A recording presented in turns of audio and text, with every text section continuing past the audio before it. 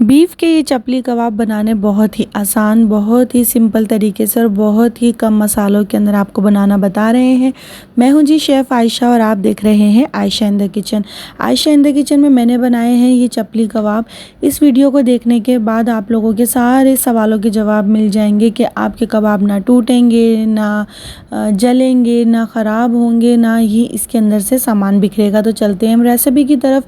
ये तकरीबन मेरे पास 1 किलो जितना बीफ का कीमा था, जिसको मैंने चॉपर में चॉप कर लिया अच्छी तरीके से। इसको मैंने नरम और मुलायम कर लिया बिल्कुल। और यहाँ पर जी आ गए हैं खुशबूदार से मसाले।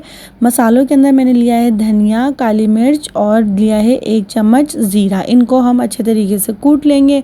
यहाँ पर मैंने चॉपर के अंदर धनिया और हरी मिर्च इन दोनों को चॉप करके मैंने रख लिया था। 1 या आधा हम इसके अंदर लेमन भी ऐड करेंगे। अच्छा, कीमा जो है हमारा इसके अंदर फ़ैट नहीं है बिल्कुल। अब हम फ़ैट के लिए क्या यूज़ करेंगे, अगर आपके पास किडनी फ़ैट जो होता है ना, किडनी का जो फ़ैट होता है वो बिल्कुल नीट एंड क्लीन होता है, साफ़ सुथरा होता है। अगर आपके पास वो मौजूद है तो आप वो भी इसके अंदर डाल सकते हैं। तो यहाँ पर जी मसाले ये खुशबूदार से मैंने तैयार कर लिए। इसको मैंने कूट लिया था हावन दस्ते में। ये हम इसके अंदर ऐड कर देंगे और ये मसाले डालते ही बस है ना, खुशबुएं जो है ना बस वो आना शुरू हो जाती है। लगता है कि बस इतना ही काफ़ी है, लेकिन इतना काफ़ी नहीं है। इसके अंदर थोड़ा बहुत सामान अभी और डलेगा। यहाँ पर मैंने डाला है अनारदाना। अनारदाने से बहुत अच्छा सा एक क्रंच आता है, बहुत अच्छा सा एक मज़ा दोबाला हो जाता है। और यहाँ मैं डाल रही हूँ इसकी गलावट के लिए, इसको टेंडर करने के लिए मैंने डाला है इसके अंदर कचरी पाउडर। ये यहाँ पर सब टीस्पून जो है वो यूज़ हो रहे हैं। 3 टीस्पून जो है मैंने यहाँ पर भुना हुआ बेसन यूज़ किया है। वैसे इसके अंदर जो है वो जो भुट्टे का जो आटा जो होता है वो डलता है, लेकिन अगर आपके पास अवेलेबल नहीं है तो आप ये भी यूज़ कर सकते हैं, ठीक है। मैदा भी यूज़ कर सकते हैं। यहाँ मैंने आधा चम्मच हल्दी डाली है और यहाँ मैंने डाले हैं 2 चम्मच जो है चिली फ्लेक्स के, ठीक है। उसके बाद 1 चम्मच मैं डाल रही हूँ इसके अंदर नमक और आधा चम्मच मैं डालूँगी इसके अंदर गरम मसाला, ठीक है। यहाँ पर अच्छे तरीके से ये हमने सारे मसाले डाल लिए। डालने के बाद इसकी बाइंडिंग के लिए जो है मैं डालूँगी 1 अंडा, ठीक है।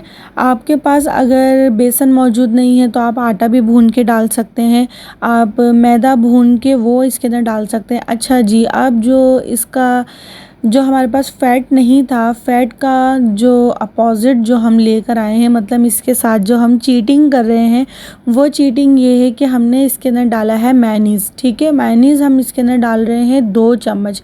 यकीन मानिए आप ये ट्रिक आज़मा के देखिएगा, आपके चपली कबाब जिस तरह से आप चाहेंगे आप उस तरह से इसको हैंडल कर सकेंगे। आप ये वाले सारे मसाले डालिएगा और अच्छे तरीके से इसकी बाइंडिंग कीजिएगा, ठीक है। अच्छे तरीके से जब तक आप इसको सारे मसाले को मिलाएंगे नहीं तो इस कहीं पर मसाले रह जाएंगे, कहीं पे नमक तेज़ हो जाएगा तो कहीं मिर्चें तेज़ हो जाएंगी। तो इसलिए आपको सारे मसाले को अच्छी तरह से बाइंडिंग करनी है, ठीक है। जिस तरह से हम आटे को गूंदते हैं, मसलते हैं, उसको ज़ोर ज़ोर से दबाते हैं, तो हमने सारी बाइंडिंग अच्छे तरीके से इसकी करनी है। तो यहाँ पर मुझे तकरीबन मैंने इसको 5 मिनट दिए हैं इसको अच्छे तरीके से बाइंड करने के लिए, ठीक है। यहाँ पर आप देख लें। अब आप सोचेंगे कि इन्होंने तो अदरक लहसुन डाला ही नहीं, तो अदरक लहसुन हम लास्ट में डालेंगे।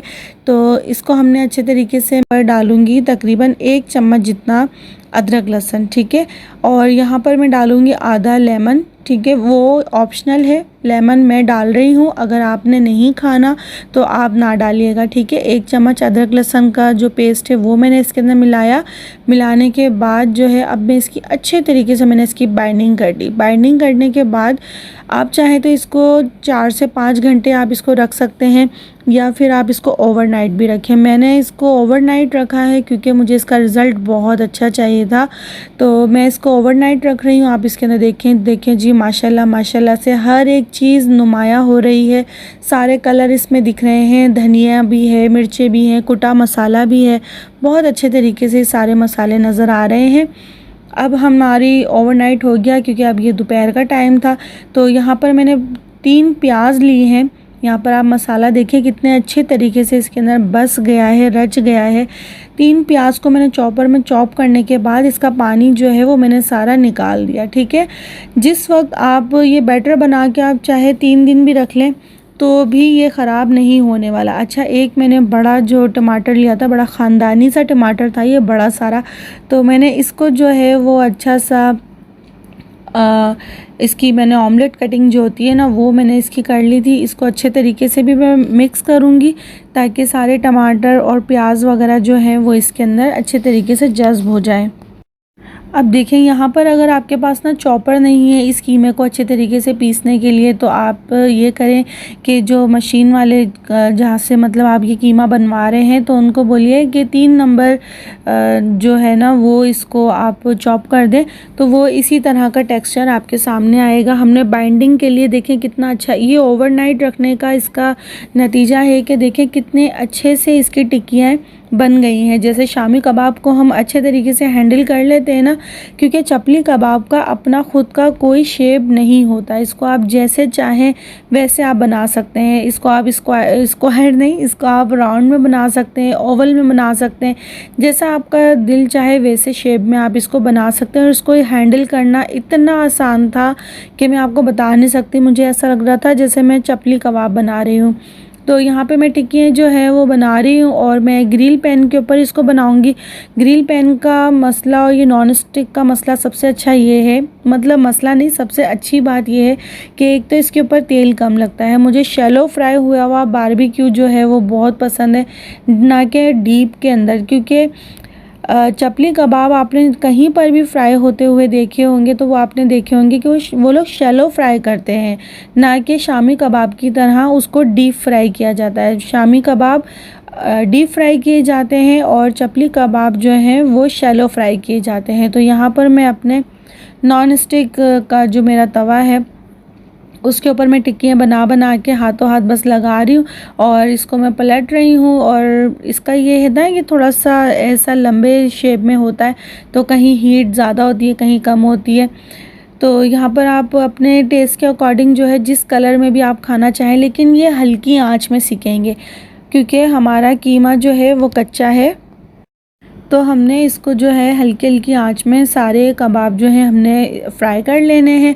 अगर आप बहुत अच्छे तरीके से इसको ज़्यादा भी अगर आपने आंच कम कर दी तो ये कड़क हो सकते हैं, ज़्यादा तेज़ आंच कर दी तो ये जल सकते हैं। यहाँ पर हमारे सारे कबाब तैयार हो गए हैं, हमने इनको डिश आउट कर दिया।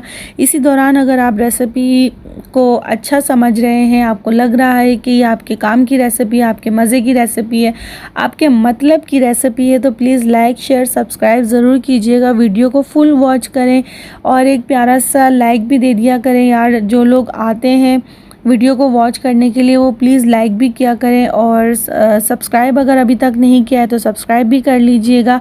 और कीमा अच्छे तरीके से चॉप हुआ होना चाहिए, मसाले सारे अच्छे तरीके से आपके बाइंडिंग होने चाहिए। इस तरीके से अगर आप बनाएंगे तो आपके कबाब कभी भी, मैं गारंटी दे रही हूँ कि इतने आसान तरीके से आपको कभी किसी ने नहीं बताया होगा जो रेसिपी मैं आपको बता रही हूँ और जितने आसान तरीके से मैं आपको बता रही हूँ। वीडियो अच्छी लगी हो तो प्लीज़ लाइक शेयर सब्सक्राइब ज़रूर कीजिएगा। अपना बहुत सारा ख्याल रखिएगा, अपने प्यारों का ख्याल रखिएगा। अल्लाह हाफिज़, टेक केयर।